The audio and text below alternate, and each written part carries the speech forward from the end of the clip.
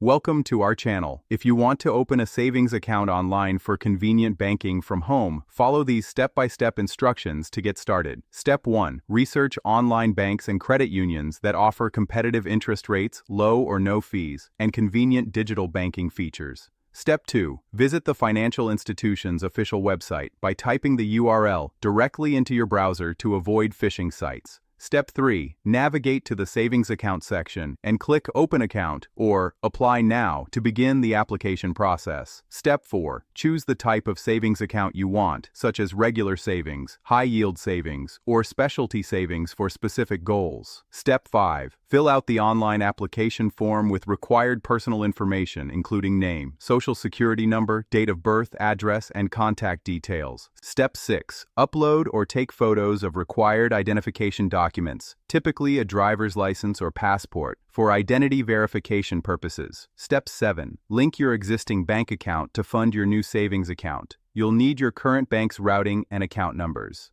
Step 8. Make your initial deposit to activate the account.